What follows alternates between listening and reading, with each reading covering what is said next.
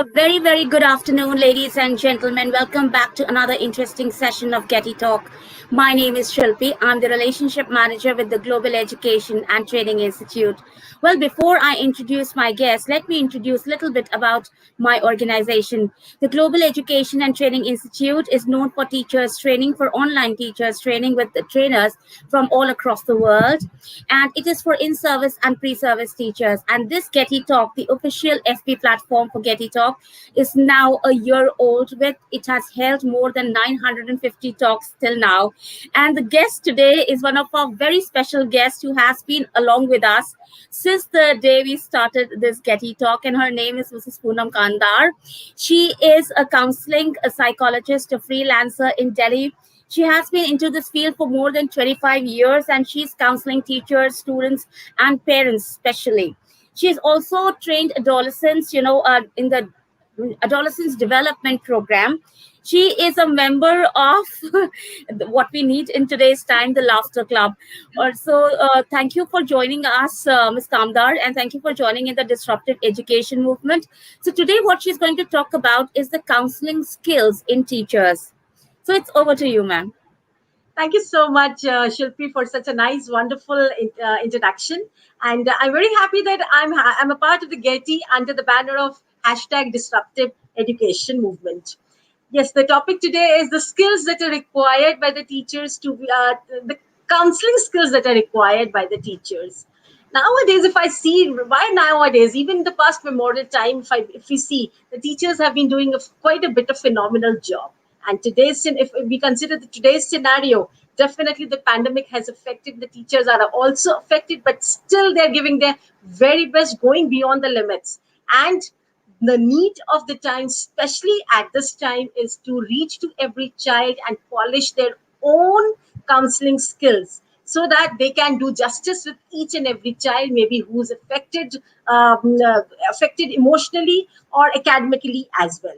So, if I talk about the counseling skill, let me tell you one thing, that every teacher, first of all, has a little bit of counselor. In fact, every human being has a little bit of counselor in themselves. But then there are skills which can help them to polish the things and all. Now, lots of problems are witnessed in the schools nowadays. Like if we say that anger outbursts among the students, withdrawal behavior, anxiety, bullying, a lot of other problems are there. So the thing is to be able to handle those situations and guide the children so that they can feel the adverse situations effectively and come out with a land is the need of the time. And that is where these counseling skills are going to help them. And another thing is why these counseling skills are required. That is when the affective, that is the feeling part is catered to, cognition definitely gets its boosting up. So students, they start learning in a stress-free environment. There is enhanced self-esteem amongst the students, better discipline. Children are happy and better adjusted. They're asset to the school, not a liability, and they love learning. Imagine if a teacher can create that magic, what kind of a class will that be? So now, if I start with the counseling skills, let me put forth these skills into three major categories. Like, it's first of all knowing oneself.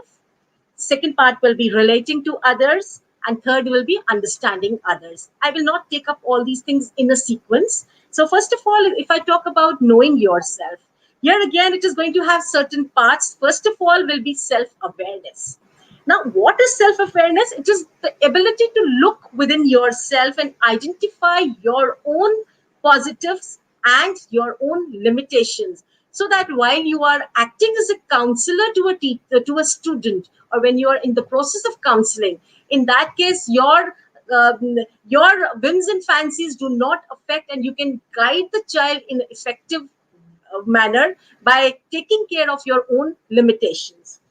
Also, sometimes what happens is we what we do is like if I had a bad day and I cannot control my anger and I'm a teacher, what happens is I may use the child as my stress buster.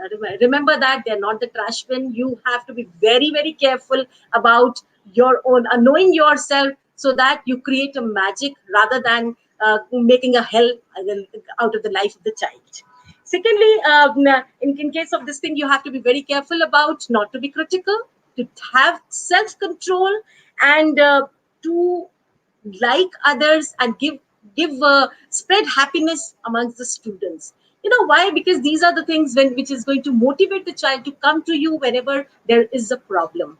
Because if there will be hesitation in approaching you, the things will not work fine. Now, apart from this thing, if we say that sometimes when we overreact as a teacher, again, that is going to deter the child from coming to you and share the problems. Second part, if I talk about that comes under the first point, is positive mental health. Take care of your own self mental health. If you are listening to the problem that the child is sharing and you are having tears in your eyes, or maybe if you are feeling awkward, the child can sense it very well and maybe will be hesitant to come with a problem. So you have to build upon those skills.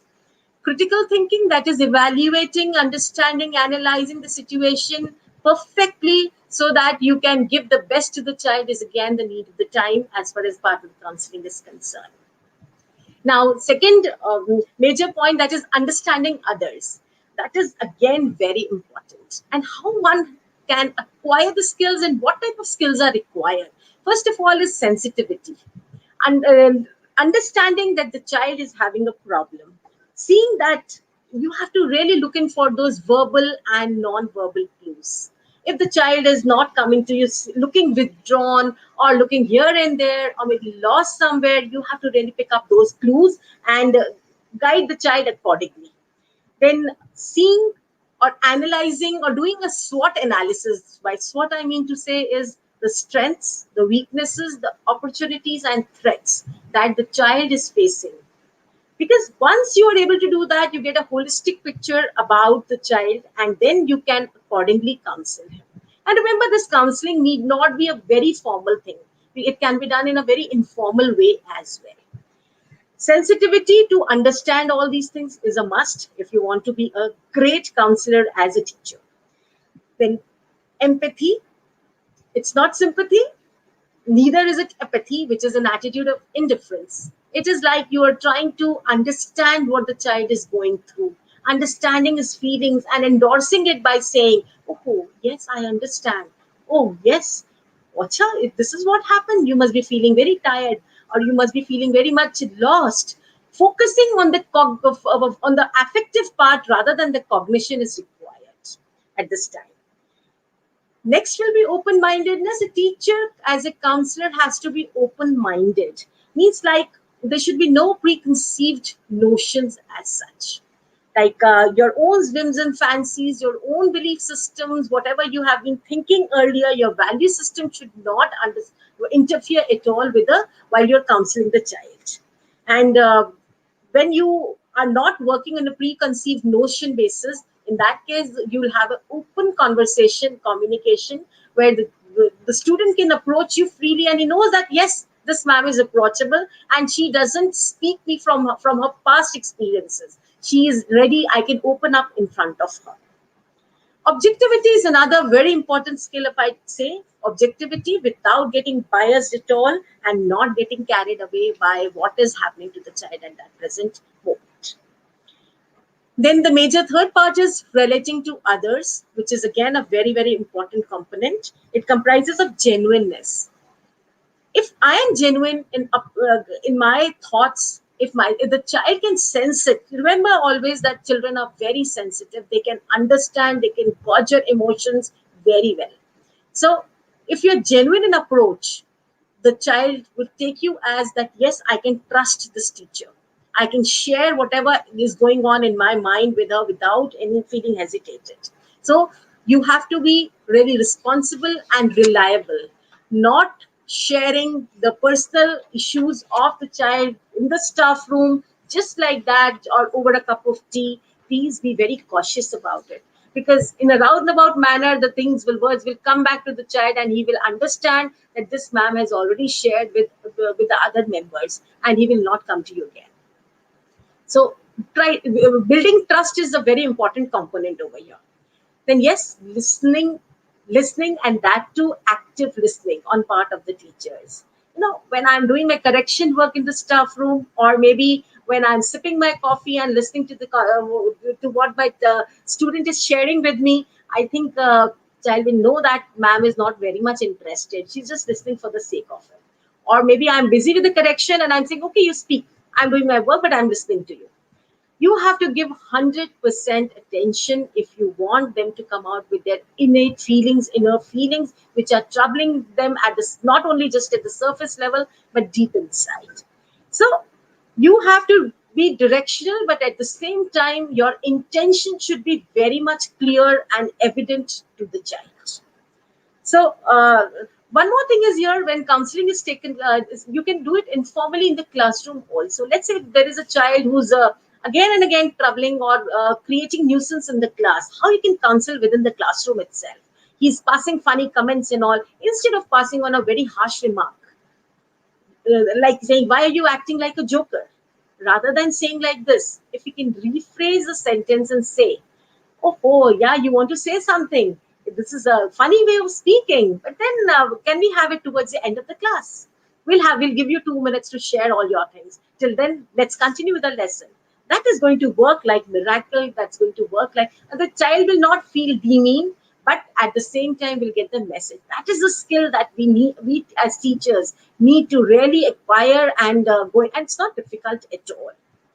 Then your verbal behavior is important. When you're asking questions, see that you're not probing, you're not going too deep into asking and interrogating. Rather, your language should be of understanding. The child should sense it, that ma'am is trying to get deep into my problem, but in a way in which it is not harming, it's not going to harm me.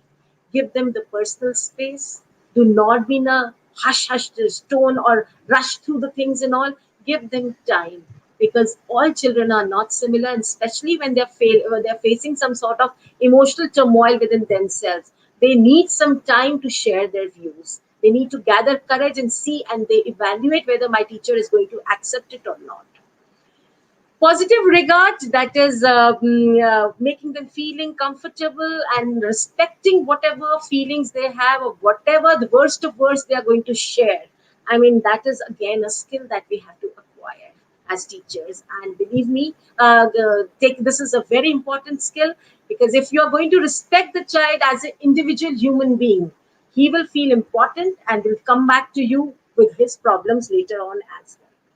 Certain problem skills, solving skills are required. You're not there to solve the problem of the child, but then yes, you are there to guide him on different various occasions.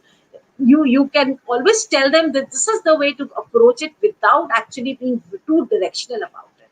Because counseling, it is not about giving advice, it is not about throwing the things at them and making them accept it, but rather than allowing them to see the different perspectives and take a decision for themselves on their own.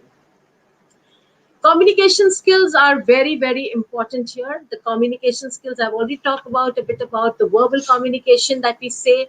Remember that the words that we use are very going to have a long-term impact on the psyche of a child. Let's say if I use very wrong words to the in front of the child, he will get the message that my teacher is using such acidious words. I can also use it. Secondly, she is not a my well-wisher. How can she guide me? How can she counsel me when she herself is using such bitter words? So he will not come back to you. And a child, if you don't use good words with him, and rather you misunderstand him, then it's a child lost. So not only that, one important point over here is that many a times it's not that the lions kill the most, nor maximum are killed by mosquitoes, but maximum are killed by the words that we use. So be very choosy about the words that you use in front of the child, and that too in front of his peer members or other people who are in the school. Then seeing the things from the child's perspective, and seeing that providing him with a non-judgmental environment which is full of non-judgmental attitude is also a part of important communication skill. I don't judge you. I accept you as you are, with all the limitations that you have. I mean, and I'm flexible. As a teacher, a counselor, yes, you have to be flexible rather than being very, very rigid.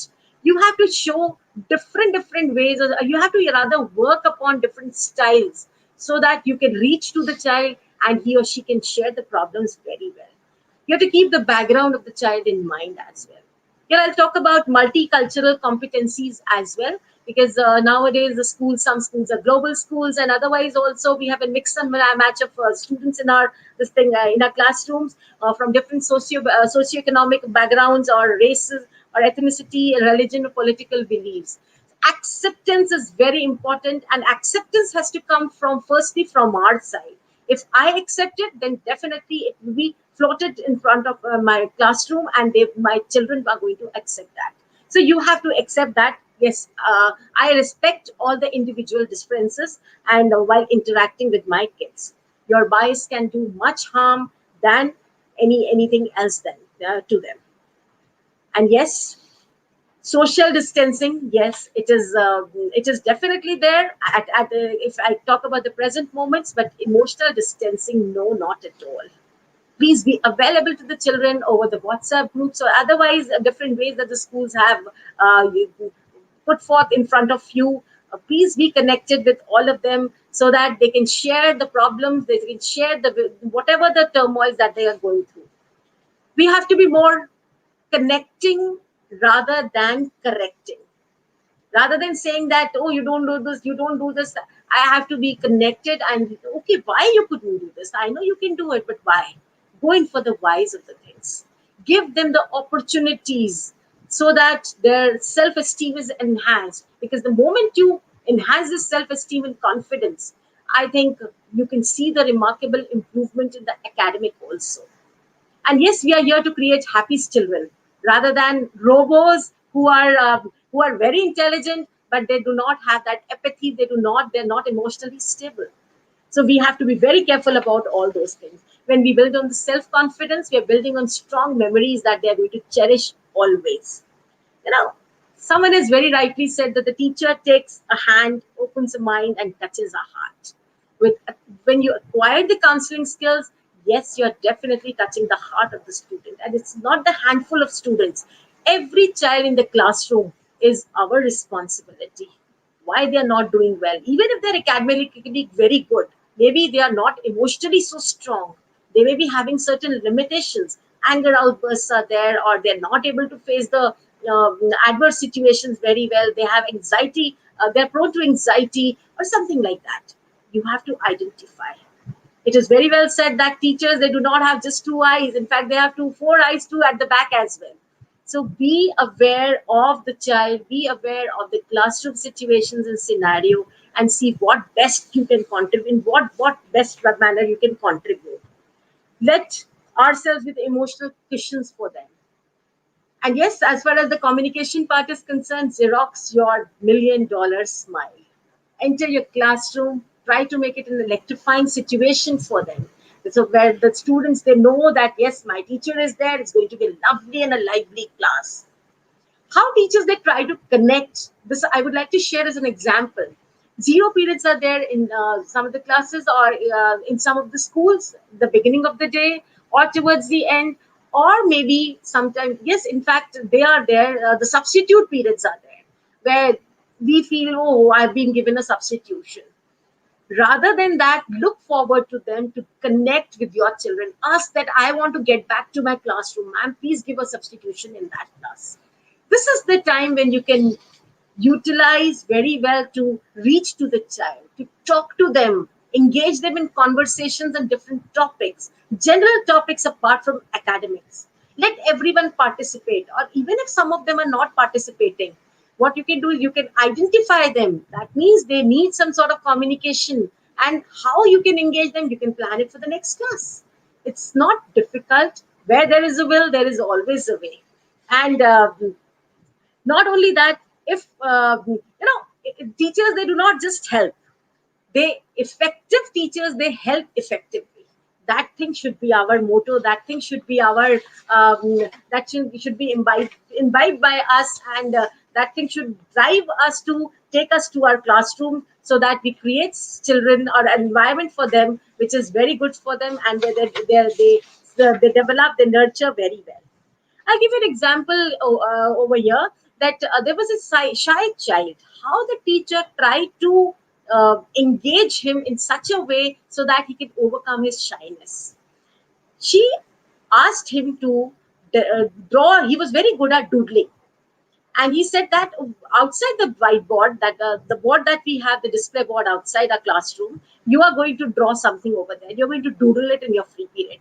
I come to me, I'll give you the permission, and you do it. And he created beautiful doodles. Then there was a series of guests who approached the school, and they said, "Who has done that?" And then that child was called in front of the guest, and imagine what kind of emotional upliftment he has got, what how it has enhanced his self-esteem when they all praised him. And in the next, in the assembly, the principal uh, shared in front of the entire school that this child has created this thing, and it was appreciated a lot. And that was a turning point, and it was done with a purpose by the teacher. I mean, she did not have to do anything else except to give him an opportunity and praise him so that, like, he can come out of his shell. And today, that child is an excellent orator, and he's not hesitant at all to speak in front of the people and share his views over there. So that is the Midas touch of a teacher, I must say. And I think it's not difficult to acquire these skills.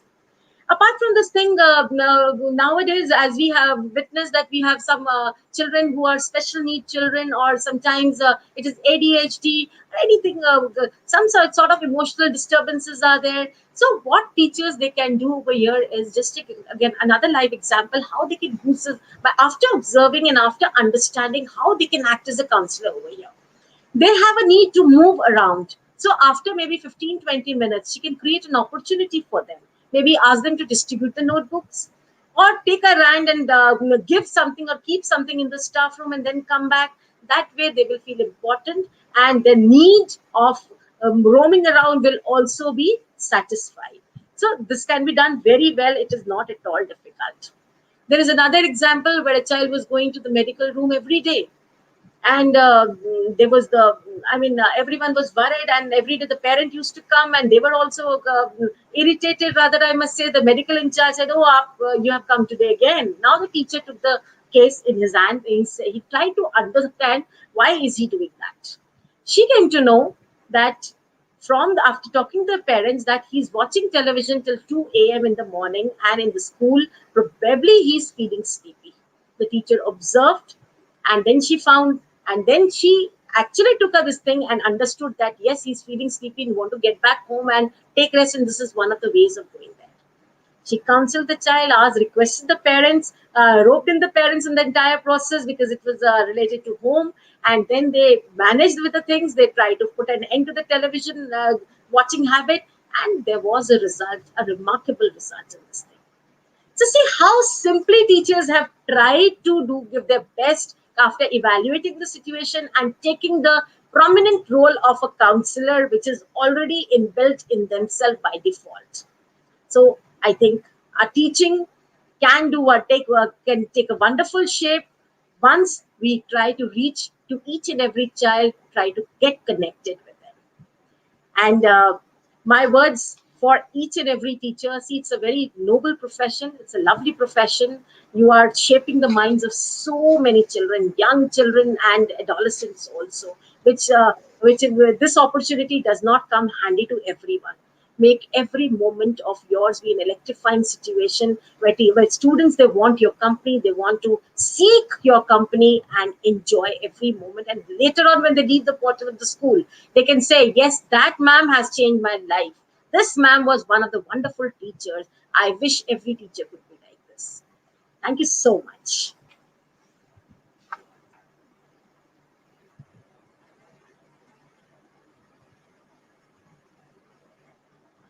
Hello, do we have questions? Joining. So, ma'am, you talked about, like, you told us many tips as to how a teacher can also have, a counseling skills. You don't have to be a trained psychologist in that way. So just wanting to ask you that you mentioned an example. Sometimes the teacher scolds the students in the class, and we as teachers, we just do it in a very light-hearted way. But we do not realize that actually this might stick in the child's mind. So the same happens with parents also. The parents also sometimes do a lot of comparisons of these children with other children, and the child gets that into the head, and he comes to the class also with the same kind of thing. So is there a teacher can play a role in getting that kind of a complex out of the child's mind? And how does a teacher recognize that this is the biggest thing? Recognition. Sometimes a child is so quiet and behaves so normally that you don't come to know that there is something happening in his or her head at a particular time. So does what are those little things that a teacher can take into consideration while looking at a child that something is troubling him? Okay, see, first of all, interacting with other classmates in an informal way, maybe in a group of five, maybe that is going to help. Secondly, the class monitors, being developing the rapport, and then getting connected with them so that they can come and share a little bit of information about the children who are in the classroom itself. But then this class representative or monitor has to be a matured person. Thirdly, when we have the PTMs, definitely it is not the time to talk about all internal problems or family related problems. But then, yes, sharing informally with the parents, talking to them after the school hours, maybe in a roundabout manner, calling one or two parents on a regular basis and talking to them just to understand what is going on at home. Otherwise, also they can drop the clues very well when they're engaging themselves in conversation with the child himself. He may give you a hint here and there. My father, oh, he doesn't like anything to be kept out of place. He gets very strict. Oh, the word strict will make you feel, oh, there's something wrong over here. Then you'll ask more, and he will share with you. That is there you have identified the problem, got the problem. Now how to solve it, how to find the solution to it is again very important here. Then if you have understood that the problem is at home, you can talk to the parents. Again, few schools are there, in fact majority of the schools, they are having parent training sessions, they're having parent counseling sessions, parent awareness or workshops, where they're inviting psychologists and all who are talking about them on a particular topic. That is very important. That is one way to reach, where they're raising the questions and they're answering. And here the teachers can definitely share these questions with the psychologist, and she can answer these questions. Maybe the parent will get the hint or the answer to it, and will try to change himself, bring about the changes at home, so that the child's 360-degree development is complete. So that is very important. Can't you? You're not audible. My last question to you, ma'am, would be: have you ever come across a case where you have recognized, the teacher has recognized the problem, and the Hmm. child has also accepted that yes, something like this is happening, but the parent are still in the denial mode? Yes, yes, many a times it happens. But my child can't do this thing. My child is not like this. It is, I think, 80-90% of the time. Because, I'll give you an example over here. What happens is, what the students are trying to show in the school is a totally different picture, because there is a totally different environment. They will not share the things what is happening at home. But then if you come to know about it, and when you ask the parent, they will say, no, we are giving the best resources, we are giving the best environment, there's a separate room for study, we don't say ask him to do anything. They'll try to give you a very glossy and a very clear, good picture about themselves, because no one wants that anyone should blame them. But then when you start sharing in a very friendly manner, by showing your concern rather than blaming them, that how it is leading to the negative, how it's creating a negative environment for the child, where his growth is not, where his growth is hampered, I think then they start getting the message. But then they are adults, their counseling takes time, but I think it is not impossible. It is definitely, and it should be taken up, because when we are concerned about every child, we have to reach to those factors which are affecting him directly or indirectly. Thank you so much, ma'am. Thank you so much for taking out time and being here, and talking about something that teachers wouldn't have thought of, because every school nowadays has a separate counselor. So usually teachers don't want to take up this responsibility, and they usually send the child to the counselor. But I also feel that children are very comfortable with their class teachers, or the subject teachers who very often come into their classes. Right. So thank you so much, ma'am. Thank you for giving those tips, and have a very lovely evening. Thank you so much, Shilpi. It was nice interacting. Thank you so much.